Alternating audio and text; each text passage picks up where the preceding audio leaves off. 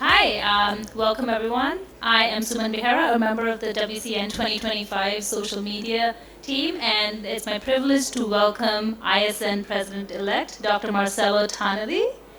Dr. Marcelo Tonelli is a nephrologist and professor of medicine at the University of Calgary. He is the founding director of the World Health Organization Collaborating Center on Prevention and Control of Chronic Kidney Disease.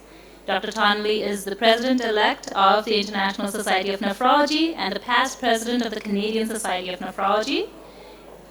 And he is a fellow of the Royal Society of Canada, which is an honorable thing, and has been named as a highly cited researcher by Thomson Reuters every year since 2015.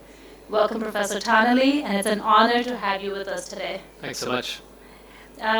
So we'll just delve right into the interview. What's your journey? What has it been like in becoming a nephrologist? Well, it's been fantastic. You know, when I started medical school, I didn't know what I wanted to be, and in the early years, my plan was to be an orthopod. I love tools. I love doing things with my hands, and right up until I started clerkship and did nephrology rotation, that was my plan. But I did nephrology at a center in Canada in London, Ontario. I had great bunch of role models, great bunch of mentors. I thought they were good physicians. They got along well. They had a good rapport with their patients. They did things with their hands like lines and biopsies, and I thought, I want to be like that. And I did an elective in another center in Canada, in Hamilton, Ontario, place close to your heart, McMaster. And you know, the nephrologists there were just the same. So from that moment, I decided I wanted to be a nephrologist. The only problem for me was, it seemed like that year everyone else did too, and there were a lot of great internal medicine residents, all the stars, and then there was me competing with the stars, trying to get a spot. Fortunately, it worked out. I got a position in a nephrology residency, and I've been lucky to have this as my career. Perfect. Well, amongst the stars, I guess you were the shooting star. Certainly not. Most certainly, yes. So what about kidney care and kidney health are you most passionate and excited about? Well, I have a pretty varied practice at this point. I get to travel around the world doing things for ISN, which is amazing. I've had lots of interesting research projects, as you alluded to. But one of the things I most look forward to is attending on the ward service. That's what I do in Calgary. I attend on the ward. I still love seeing patients, meeting with families, looking at those complicated problems. As long as we don't have to talk about electrolytes, all good.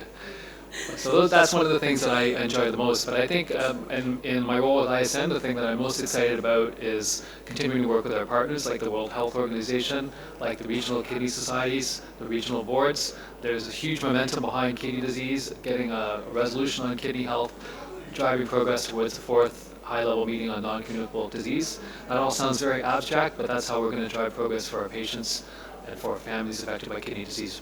Well, this is an exciting time for being involved in nephrology and all of the things that you listed, right? Because this is a turning point where all of that is actually getting the limelight. So it's we're lucky to have you at this time. Then it's perfectly aligned. Right? And how did you first become involved with the ISN, and what has your journey been with ISN in the past?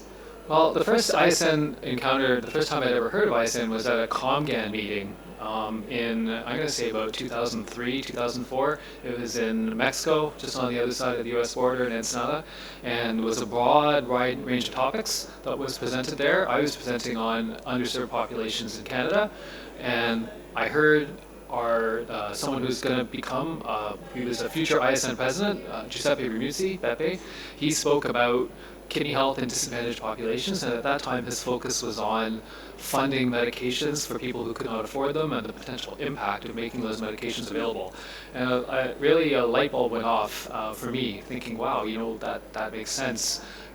Just think about what we could do if we expanded that kind of way of thinking. So that was my first encounter, and I continued working with ComGAN. I got involved with the committee, eventually became its chair. It changed its name. I was involved in that committee, and then involved with the research committee at the ISN, eventually became the chair of the clinical research program, a member of ISN Council, and here I am today. It's like a dream for ISN President-elect. Well, that's perfect. you just took the path of whatever kind of guided you. Yeah, a lot of doors opened. That's how I think of it. You know, the ISN, there's a lot of ways to get involved, and I can't say I set out to do any of those things. The opportunities presented themselves, and I've just been really fortunate to have them. Perfect. And when you talk about any kind of advice that you would have for the younger nephrologists or people who aspire to become like you, become leaders in nephrology, what would that advice be? Yeah, that's a good question. You know, I think the first is that I didn't set out to be a leader in anything, not a leader. I've had a variety of leadership roles. I can honestly say I didn't set out for any of them. I think it was Plato that said, he said in the Republic, words to the effect that, you know, you have to be cautious about people that aspire to leadership. And leadership is not really something to necessarily aspire to for its own right. So I think that I would say answer that in two ways. First thing is do what you love, think about what you're trying to achieve, and follow the doors that open. And if you do those things, work hard, have some good luck, see where it takes you. It may lead to leadership, but it may not. And there are lots of other ways to make an important contribution that help patients, help people, that don't involve a title or a role. If you do have the opportunity to be a leader, that's great. But I don't think it's necessarily a goal by itself. I don't think that's the main thing. Well, that's a very insightful answer. Well, thank you for that. It puts things into perspective for the younger nephrologists as well, what their goals and aspirations should be like. Thank you for that. Well, you have, in a very short time, touched upon all the basics and given a very insightful interview. Thank you, Professor Tonelli, for sharing your inspiring journey and insights with us today, and your dedication to advancing kidney health and leadership within the ISN is remarkable. It has been an absolute privilege to learn from you today, and we look forward to seeing the continued progress and innovation under your leadership in these upcoming years. Thanks so much for the opportunity. Hope you have a great World Congress. Thank you. Well,